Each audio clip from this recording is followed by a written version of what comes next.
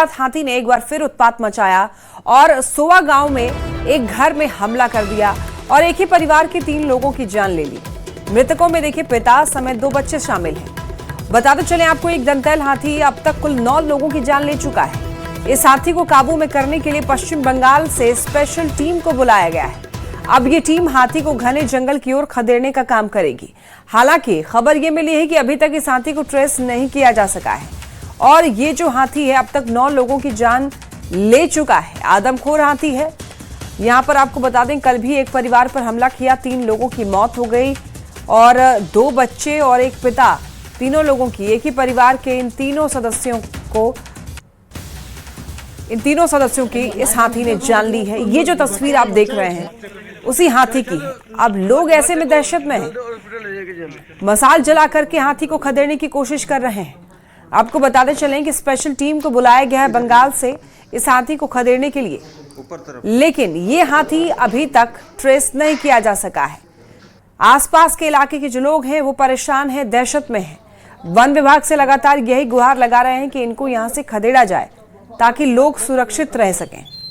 बीती रात 3 लोगों की जान इस हाथी ने ले ली है। एक दांत वाला ये जो हाथी है वो जमकर उत्पात मचा रहा है और ऐसा लग रहा है कि अपने झुंड से बिछड़ा हुआ ये हाथी भटककर गांव में आ चुका है और यहाँ पर लोगों के लिए परेशानी खड़ी कर दी है। तस्वीरें आप ये देख रहे हैं गांव के लोग, और यहाँ पर ज्यादातर लोगों के जो घर हैं वो मिट्टी से बने हुए हैं और मिट्टी के घरों को तोड़ना हाथी के लिए बहुत आम बात है। बहुत आसानी से मिट्टी के घर हाथी के द्वारा तोड़ दिए जाते हैं और ऐसे में कल भी एक परिवार के 3 सदस्यों की जान इस हाथी ने ले ली है। अब किसी तरीके से इस हाथी को गांव से खदेड़ना जरूरी है। मुसीबत, ये हाथी लोगों के लिए मुसीबत बना हुआ है। एक घर के 3 लोगों की जान ले ली, 5 दिन 9 मौत और 6 अब तक घायल हैं। आतंक का खात्मा कब होगा, लोग यही सवाल पूछ रहे हैं। 1 जनवरी की बात करें तो वहां पर मुफस्सिल और टोंटो क्षेत्र में 3 ग्रामीणों की जान ले ली और इतना ही नहीं, मौत का जो आंकड़ा है वो धीरे धीरे बढ़ता ही जा रहा है। 5 दिन 9 मौत और 6 लोग अब तक घायल हो चुके हैं। 5 दिनों में इस हाथी ने 9 लोगों की जान ले ली है और लोग यही सवाल पूछ रहे हैं कि आतंक का खात्मा आखिर कब होगा। 1 जनवरी मुफस्सिल और टोंटो क्षेत्र में 3 ग्रामीणों की जान ली। हाथी के हमले से 2 ग्रामीण घायल भी हुए। वहीं 2 जनवरी की बात कर लें तो गोयल अखेरा क्षेत्र के साइतवा में एक बच्चे की भी जान ली, एक बच्ची को गंभीर रूप से घायल कर दिया। वहीं 3 जनवरी की बात कर लें तो अमराई कितापी में एक महिला की जान ली। हाथी के हमले से मृत महिला का पति भी घायल हो गया। वहीं देखिए 4 जनवरी की बात करें तो बिला केंदू कोचा में एक महिला की मौत हो गई। हाथी के हमले से मृत महिला का पति भी घायल हुआ। 5 जनवरी की बात कर लेते हैं, सोवा गांव में एक ही परिवार के 3 लोगों की इस हाथी ने जान ले ली। 2 बच्चे समेत 3 लोगों की मौत हो गई। हाथी के हमले से एक बच्ची जो है गंभीर रूप से घायल हो गई है और ऐसे में ग्रामीणों का क्या कुछ कहना है, आइए आपको सुनवाते हैं। आप लोग खुद देख लिए यहाँ का हादसा बहुत है। इससे पहले भी दुर्घटना हो रहा है, फिर भी यहाँ का वन विभाग लोग सोया हुआ है। हम इसीलिए इतना गुस्सा में हैं, लेकिन वन विभाग को इसके लिए सोचना होगा कि कैसे हमारा जनता को सुरक्षा मुहैया कराना है। और ज्यादा जानकारी के लिए न्यूज 18 संवाददाता रूपेश प्रधान हमारे साथ जुड़ रहे हैं। रूपेश, चाईबासा में ये जो हाथी है उसका उत्पात अभी तक जारी है, कब तक वन विभाग जो है इस हाथी को खदेड़ेगा, अभी क्या जानकारी मिल पा रही है रूपेश? देखिए, इस मामले में 1 तारीख से जो घटना शुरू हुई है, 1 तारीख से हाथी का जो हमला शुरू हुआ है, 5 दिनों में 9 लोगों की जान ले चुका है। लेकिन वन विभाग इस हाथी को ट्रैक करने में अब तक नाकाम रहा है। सबसे बड़ी नाकामी इसे कही जाएगी कि वन विभाग के दर्जनों कर्मी इसको 2 वन प्रक्षेत्र के अब लगे हुए हैं, लेकिन अब तक इस हाथी को जंगल में ट्रैक करने में वन विभाग के कर्मी नाकाम रहे हैं। लेकिन रुपेश, स्पेशल टीम भी बंगाल से बुलाई गई है, क्या अभी तक ट्रेस कर पाना मुश्किल हो पा रहा है? कल शाम से करीब 3-4 घंटे वन विभाग की टीम के साथ पश्चिम बंगाल से जो टीम 10 सदस्यों की आई है उसने भी हाथी को ट्रैक करने का प्रयास किया और लेकिन बंगाल से जो टीम आई है उसका काम है इस हाथी को खदेड़कर सेफ जोन में पहुंचाना। लेकिन वन विभाग के जो कर्मी है उनके द्वारा हाथी को ट्रैक करने में ही वो अभी तक असफल रहे हैं, तो फिर उसे कैसे खदेड़ा जाएगा। और जो नीचे स्तर के पदाधिकारी है, जो रेंजर हैं, उनका कहना है कि इस मामले में आगे क्या करना है ये वरीय पदाधिकारी इसका डिसीजन लेंगे, फैसला लेंगे। क्षेत्र के लोग मांग कर रहे हैं कि ये हाथी लगातार हमला कर रहा है, एक रात में 4-5 किलोमीटर दूसरी क्षेत्र में भटक कर दूसरे गांव में अटैक कर रहा है। तो इससे भी वन विभाग के कर्मी नाकाम हो रहे हैं और इस हाथी को बेहोश करने की, ट्रैंकुलाइज करने की ग्रामीण मांग कर रहे हैं। लेकिन रेंजर का कहना है कि इस बारे में वरीय पदाधिकारी ही डिसीजन ले सकते हैं, नीचे स्तर के पदाधिकारी हम इस बारे में कोई फैसला नहीं ले सकते हैं। ठीक है, लेकिन तो जरूरी है रुपेश की जल्द से जल्द इस हाथी को यहाँ से खदेड़ा जाए, क्योंकि 5 दिन में 9 लोगों की जान ले लेना वाकई चिंता की बात है। बहुत धन्यवाद आपका इन तमाम अपडेट्स के लिए। और अब बात करते हैं रांची की। देखिए, रांची से एक बड़ी खबर है। रिम्स परिसर के कैलाश कोठी पर बुलडोजर चला है। झारखंड हाई कोर्ट के आदेश के बाद प्रशासन की यह कार्रवाई। देखिए, सोमवार को कैलाश कोठी का 60% हिस्सा जो है वो ध्वस्त कर दिया गया। बाकी के जो 40% हिस्से हैं उसको आज ध्वस्त किया जाना है। रिम्स प्रबंधन की ओर से कैलाश कोठी पर नोटिस भी चिपकाया गया था। आपको ये बता दें कि प्रशासन के इस बुलडोजर ने कैलाश कोठी के बगल में ही कई घरों को ध्वस्त किया है। इसमें एक घर यहाँ पर नमूनी उरांव का था, जो कि दूसरों के घरों में काम करके अपनी गृहस्थी चलाने वाली नमूनी उरांव प्रशासन की इस कार्रवाई से बेहद नाराज नजर आई हैं। आज 40% हिस्से पर कार्रवाई होनी है। आसपास के घरों पर भी बुलडोजर चला है। लोग काफी नाराज दिख रहे हैं इस रवैये से। तो रांची से यह खबर, तस्वीरें आप ये देख रहे हैं। झारखंड हाईकोर्ट के आदेश के बाद रिम्स परिसर में जितने भी अतिक्रमण हैं, तमाम अतिक्रमण पर प्रशासन का बुलडोजर लगातार चल रहा है। और सोमवार को भी हम इस समय राजधानी रांची के जो कैलाश कोठी है वहां पर मौजूद है, जो कि रिम्स परिसर के अंदर में ही है। और देख सकते हैं कि यहां पर कैलाश कोठी पर कल प्रशासन का बुलडोजर चला है और जो कैलाश कोठी है इसका 60% हिस्सा जो है उसे अब अतिक्रमण मुक्त करा लिया गया है। बाकी 40% हिस्सा जो है वो आपको आज मंगलवार को जो कहा जा रहा है कि आज यहाँ कार्रवाई की जाएगी। और बता दें कि यहाँ पर जिस तरीके से बता दें कि पूरा ये जो इलाका है तकरीबन 35 डिसमिल का था और यहाँ पर रिम्स प्रबंधन की ओर से बाकायदा एक नोटिस भी चिपकाया गया था आज से कुछ दिन पहले कि आप 72 घंटे के अंदर तमाम जो यहाँ पर आपकी जो संपत्ति है उसे आप खुद हटा लें, नहीं तो प्रशासन की कार्रवाई की जाएगी। लेकिन तय समय के अंदर खुद जो यहाँ पर जो लोग रहते थे उन्होंने अपनी संपत्ति नहीं हटाई, जिसके बाद सोमवार को यहाँ पर जो है यहाँ पर कार्रवाई की गई। और देख सकते हैं कि यहाँ पर पहले जो घर बने हुए थे तमाम घरों को जो है ध्वस्त कर दिया गया है। लेकिन सिर्फ कैलाश कोठी पर ही कार्रवाई नहीं हुई है, कैलाश कोठी के आसपास जितने भी घर बने हुए थे तमाम घरों पर भी यह कार्रवाई हुई है। अचानक आया सीधे घर में सामान भी है, सामान भी नहीं निकालने दे रहा, कुछ भी नहीं कर रहा। बच्चा सोया था, फिर भी एकदम अचानक एकदम आके एकदम चलाइए दिया। हाँ, अरे इससे पहले जानकारी दी गई होगी कि आपको अपना सामान हटा लेना है? नहीं, इससे पहले कुछ जानकारी नहीं दी गई थी। नहीं, ऐसे तो हम लोग पहले से था पता, लेकिन हम लोग ऐसे ही थोड़ा सा जगह बना के रह रहे थे। हाँ, लेकिन हम लोग को पता नहीं था कि आज इधर ही आएगा। सो ये बता रहे हैं कि घर की गृहस्थी जो है पूरी तरीके से बिखरी पड़ी है। वो नमूनी घर में काम करती हैं, जाहिर है घर में काम करेंगे तभी 2 पैसे घर में आएंगे। लेकिन जो अतिक्रमण के खिलाफ जो कार्रवाई है प्रशासन की वो लगातार जारी है। संजय कुमार सिन्हा, न्यूज़ 18 रांची। देखिए, मुख्य निर्वाचन आयुक्त ज्ञानेश कुमार ने देवघर दौरे के दौरान एसआईआर पर बयान दिया, जिसके बाद राज्य की राजनीति एक बार फिर से गर्मा गई है। सीईसी ने कहा कि वो एसआईआर को लेकर न रुकेंगे, न झुकेंगे और न डरेंगे। निर्वाचन आयोग के बयान पर कांग्रेस ने अब सवाल उठाया है। पूछा कि एसआईआर की प्रक्रिया जटिल है, इसमें जायज मतदाताओं के नाम भी काटे जा रहे हैं। वहीं कांग्रेस के बयान पर बीजेपी विधायक ने पलटवार किया।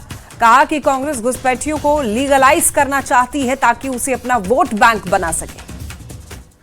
लेकिन क्या वजह है कि जहां एसआईआर हो रहा है वहां बड़े पैमाने पर जनता में नाराजगी है, जायज मतदाता के भी नाम काटे गए हैं, या जो प्रक्रिया है वो इतनी पेचीदगी में के साथ है। और उसी जनता के भावनाओं के अनुरूप हम प्रजातंत्र में एक राजनीतिक पार्टी होने के नाते चुनाव आयोग के समक्ष अपनी बातों को रखते हैं। लेकिन दुर्भाग्य है कि चुनाव आयोग किसी बात को समझने को तैयार नहीं है। ये चाहे इंडी गठबंधन के, चाहे कांग्रेस हो, जेएमएम हो, राजद हो, सपा हो, जो भी हो, ये चाहते हैं कि घुसपैठियों को यहाँ पर लीगलाइज करें, उनको मतदाता सूची में शामिल करें, शामिल जो हैं उनको संरक्षित करें। तो वैसी स्थिति में कोई भी इलीगल व्यक्ति, अपात्र व्यक्ति मतदाता सूची में न रहे, ये देखना चुनाव आयोग का काम है। तो चुनाव आयोग एसआईआर के माध्यम से अपने कर्तव्य का निर्वहन ईमानदारी पूर्वक कर रही है। देखिए, राज्य में पेसा नियमावली की अधिसूचना जारी होने के बाद से ही सियासत गरमाई हुई है। बीजेपी ने पेसा नियमावली की जो मूल भावना है उसे खत्म करने का आरोप लगाया है, तो वहीं कांग्रेस ने पलटवार किया और ये कहा कि बीजेपी ने पेसा पर 20 साल तक चुप्पी साधे रखी और अब हेमंत सरकार ने इसे लाया है तो नियमावली को निशाना बनाया जा रहा है। अब देखिए, पेसा नियमावली को लेकर के बीजेपी और जेएमएम दोनों की अपनी अलग अलग राय है। बीजेपी का कहना है कि जो मूल भावना है इस नियमावली का उसे बदल दिया गया है। नियमावली की मूल भावना खत्म करने का आरोप लगाया है भारतीय जनता पार्टी ने। वहीं कांग्रेस ने पलटवार किया और यह कहा कि बीजेपी ने पेसा पर 20 साल तक चुप्पी साधे रखी और अब हेमंत सरकार ने इसे लेकर आए हैं तो नियमावली को निशाना बनाया जा रहा है। 1996 में भारत के संसद से पेशा कानून पास हुआ। जब भारत के संसद से पेश हुआ है तो जो पेशा कानून हूबहू है उसे झारखंड सरकार को लागू करना चाहिए।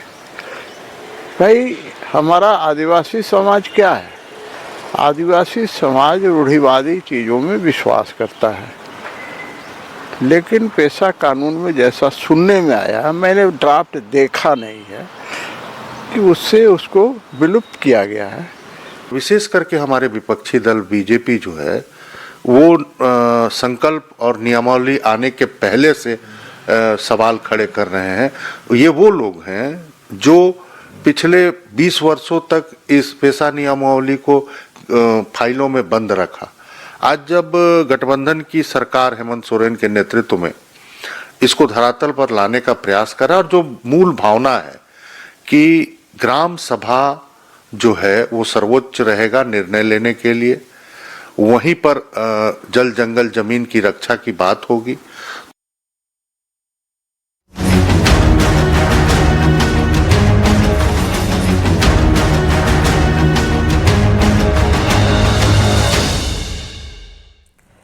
बात करते हैं अब बढ़ते हुए ठंड की। देखिए, राजधानी रांची समेत पूरा झारखंड इन दिनों शीतलहर की चपेट में है।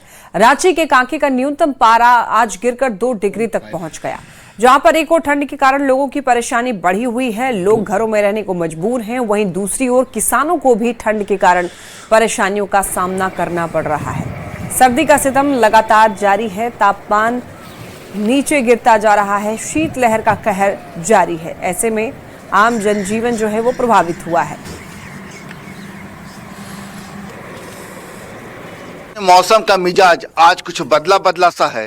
रांची के कांके में आज जो न्यूनतम पारा दर्ज किया गया है वो 2 डिग्री सेल्सियस है। सुबह से ही शीतलहरी चल रही है और हवा इतनी ठंडी है कि आपको खुली हवा के नीचे खड़ा रहना भी मुश्किल हो जाए। हम सीधे राजधानी रांची के कांके में जहां तापमान दर्ज होता है, देखिए यहाँ पर बिरसा कृषि विश्वविद्यालय के अंदर में हम सीधे वहीं मौजूद हैं और आपको दिखलाते हैं कि आज सुबह कांके का पारा किस तरीके से 2 डिग्री पहुंचा है। हमारे साथ यहाँ पर अभय जी हैं जो कि फील्ड ऑफिसर है। अभय जी, लगातार कांके का पारा गिर रहा है, आज क्या है? आज का टेम्परेचर जो है 2.5 है, मैक्सिमम है 18.4, जो कि लगातार गिरते आ रहा है। इससे पहले 2 रोज पहले था 8.3, कल था 5.4, इसी तरह गिरते जा रहा और हो सकता है कि और 2 दिन में गिरेगी पारा। दिशावार गति हवा की जो है वो आप देख सकते हैं। विंड डायरेक्शन यहाँ पर जो है वो दिखा रहा है कि किस तरीके से किस दिशा में हवा बह रही है, लेकिन हवा की गति कितनी ज़्यादा तेज है आप उस मशीन में देख सकते हैं कि जहाँ बता रही कि हवा इस समय सुबह में कांके में जो इस समय हवा बह रही है वो कितनी स्पीड से बह रही है। तो कुल मिलाकर समझिए कि राजधानी रांची का जो पारा है वो लगातार नीचे जा रहा है। कांके दस्तक दे रहा है कि धीरे धीरे ये किस तरीके से पारा 0 डिग्री की ओर जा रहा है। किसानों के लिए बहुत यह है कि टेम्परेचर ऊपर में है, जो कि 4 डिग्री है। जो कि 4 डिग्री में किसान अभी उसको क्या करते हैं कि ये गोबर के खाद मिला करके पुआल को ढक करके जर्मिनेशन कराते हैं और उसके प्लांट को उखाड़ करके दूसरी जगह पर लगाते हैं, जो कि इससे जर्मिनेशन भी अच्छी होती है। तो देखिए, कांके में जमीन के ऊपर का पारा जो है वो मैंने बताया कि 2 डिग्री सेल्सियस है, लेकिन जमीन के अंदर का पारा 4 डिग्री है। कुल मिलाकर लिए किसानों के लिए एहतियात बरतने का समय है। कुल मिलाकर समझ जाइए कि मौसम फिलहाल ये बता रहा है कि आपको सतर्क रहने की ज़रूरत है, मौसम से बच कर रहें। संजय कुमार सिन्हा, न्यूज़ 18, रांची। रामगढ़ में देखिए लगातार दूसरे दिन न्यूनतम तापमान 7 डिग्री सेल्सियस रिकॉर्ड किया गया। सुबह से कोहरे के कारण गाड़ियों के परिचालन पर असर देखा जा रहा है। उत्तर पश्चिम दिशा से आ रही सर्द बर्फीली हवाओं के कारण शीतलहर और कड़ाके की ठंड से लोगों की परेशानी बढ़ गई है। बढ़ती ठंड को देखते हुए 8 जनवरी तक के लिए सभी स्कूल बंद कर दिए गए हैं। मौसम विभाग ने अगले 2 से 3 दिनों तक इसी तरह कड़ाके की ठंड, शीतलहर और कोहरे का प्रभाव, इसकी आशंका जताई है। रामगढ़ जिले में लगातार दूसरे दिन न्यूनतम तापमान 7 डिग्री सेल्सियस रिकॉर्ड किया गया। कड़ाके की ठंड पड़ रही है और इस वक्त मैं रामगढ़ पतरातू रांची 4 लेन पर हूँ। देख सकते हैं यहाँ पर ग्रामीण जो हैं अलाव जलाकर किसी तरह से ठंड को भगाने की कोशिशों में जुटे हुए हैं। हालांकि राहत की बात है कि आज से सभी स्कूलों को 8 जनवरी तक के लिए बंद कर दिया गया। फिलहाल यहाँ देख सकते हैं 4 लेन के बगल में ग्रामीण जो है आग ताप करके किसी तरह से ठंड को भगाने के प्रयास में जुटे हुए हैं। काफी ठंड आज है, कैसे देख रहे हैं? ठंड है ज़्यादा, अभी मौसम तो अभी परेशानी है। तो आप लोग अलाव जलाए हुए हैं? खुद का व्यवस्था आपका है? हाँ, खुद का व्यवस्था है। खुद का व्यवस्था है। यहाँ कुछ और लोग हैं, कैसा ठंड है? बहुत ज़्यादा ठंड है। इधर अलाव की व्यवस्था नहीं कर रहे? नहीं, नगर निगम द्वारा इधर किसी तरह की सुविधा नहीं दी जा रही है। अच्छा, अलाव खुद से आप लोग कर रहे हैं? खुद से अपने। खुद से। क्या नाम आपका है? मेरा नाम हो गया विजय कुमार केसरी। अच्छा, तो देख सकते हैं लगातार जो है अलाव यहाँ पर जलाया जा रहा है। अरे 4 लेन है, देख सकते हैं गाड़ियों के आवाजाही पर असर पड़ रहा है। सुबह सुबह यहाँ पर कोहरे के कारण जो है गाड़ियों के रफ्तार पर यहाँ पर ब्रेक लगा, या कह सकते हैं कि रफ्तार जो है उनकी धीमी हुई है। फिलहाल जो है ठंड से किसी तरह का यहाँ पर राहत मिलते हुए नहीं दिख रही है और लोग जो है अलाव के सहारे ही किसी तरह से ठंड को भगाने के प्रयासों में यहाँ पर जुटे हुए हैं। आप देख सकते हैं कि किस तरह से ठंड जो है लगातार रामगढ़ ज़िले में बढ़ते जा रहा है। और मौसम विभाग ने बताया कि 2 से 3 दिनों तक इसी तरह से ठंड रामगढ़ ज़िले में लोगों को सताएगी। जावेद खान, न्यूज़ 18, रामगढ़। देखिए, हजारीबाग के बरखट्टा प्रखंड के बड़कीटाण गांव में उस वक्त अफरा तफरी मच गई जब गांव के रहने वाले राजू टुडू अचानक से एक बिजली की हाई टेंशन टावर पर चढ़ गया। टावर पर युवक को चढ़ा हुआ देख गांव वालों में हड़कंप मच गया। देखते ही देखते मौके पर लोगों की भीड़ जुट गई। काफी मशक्कत के बाद, काफी समझाने के बाद जो युवक है वो सुरक्षित नीचे उतर आया। इसकी सूचना गोरहर थाना पुलिस को दी गई। पुलिस ने मौके पर पहुंचकर स्थिति को नियंत्रित किया। युवक की काउंसलिंग की, उसे परिजनों के हवाले कर दिया गया। युवक का मानसिक संतुलन ठीक बताया जा रहा है।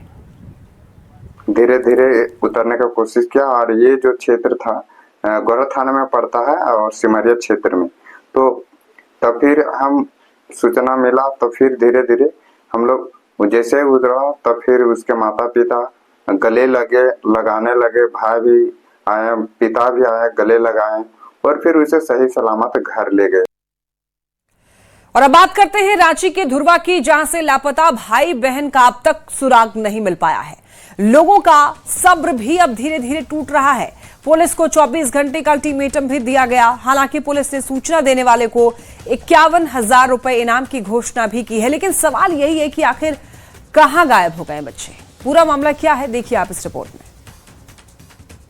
लापता मासूमों का अब तक सुराग नहीं, टूट रहा परिजनों का सब्र। बच्चों के बिना हम भी नहीं रहेंगे, ये गुहार है उस परिवार की जिसके जिगर के टुकड़े लापता हो गए। 2 जनवरी को रांची के धुरवा थाना क्षेत्र से लापता हुए मासूम भाई बहन अंश और अंशिका का अब तक कोई सुराग नहीं मिल पाया। अब परिजन और ग्रामीणों के सब्र का बांध भी टूट चुका है। लोगों ने पुलिस को 24 घंटे का अल्टीमेटम दे दिया है और कहा कि वो सड़क पर उतरकर पुलिस प्रशासन के खिलाफ अपनी आवाज बुलंद करे। थोड़ी माई बहन से कि हमार बच्चा चाहिए, नहीं तो हमनियों के नहीं जीव दे के हमने के चल जाम। ये हमनी के हाथ जोड़ी बा लेके न रही तो हमनी के रह के है जका करब। पुलिस का कार्रवाई जो हो रहा है, पुलिस के कार्रवाई बा अब ये कि हमनी के केनहू से बच्चा वापस कर दल। कुछ करते तो बच्चा अब तक मेरा पास होता। बच्चा 4 दिन हो गया या बच्चा मिलता है नहीं। हम यही चाहते हैं कि आप लोग कहीं से भी मेरा बच्चा वापस करवाइए। और ये राजधानी के विषय है, बगल में आधा किलोमीटर में विधानसभा हाई कोर्ट है, बगल में यहाँ पर जो कि सारा कम्युनिकेशन है, और वहाँ पर ऐसे जगह पर अरे यही कोई अमीर का बच्चा रहता, कोई दौलतमंद का बच्चा रहता, अभी शासन प्रशासन सारा यंत्र तंत्र जो है कि सड़क पर आ जाता और रिकवरी कर देता। वहीं पुलिस की कई टीमें लगातार तलाश में जुटी हैं, लेकिन अब तक बच्चों की बरामदगी नहीं हो सकी। थक हार कर पुलिस ने बच्चों के बारे में जानकारी देने वालों के लिए 51,000 रुपए इनाम की घोषणा की। साथ ही बच्चों का पोस्टर जगह जगह पर लगाए गए। जो भी तकनीकी इंफॉर्मेशन लिया जा सकता है हम लोग उस पर पूर्णतः प्रयास कर रहे हैं। इसमें SIT का गठन हो चुका है। हम लोग अपने लेवल से बेहतर प्रयास कर रहे हैं, सही सूचना देंगे। उनको 51,000 रुपये का इनाम हम लोग की तरफ से दिया जाना, प्रशासन की तरफ से दिया जाना है। बच्चे कहाँ गए ये आश्चर्य की बात है, क्योंकि यदि पैसों के लिए बच्चों का अपहरण होता तो फिरौती की मांग भी की जाती, जो कि अब तक नहीं की गई। ये मामला पूरे शहर में चर्चा का विषय बन चुका है। पुलिस पर दबाव है कि जल्द से जल्द बच्चों को सुरक्षित बरामद करे। कि कब तक ये बच्चे जो हैं वो अपने सुरक्षित उनकी घर वापसी हो पाती है, कब तक वो अपने अभिभावकों से मिल पाते हैं, तमाम चीज़ों को लेकर प्रशासन भी पूरी शिद्दत से जुटी हुई है। रांची से न्यूज़ 18 के लिए ओम प्रकाश। और यहाँ रुक रहे हैं।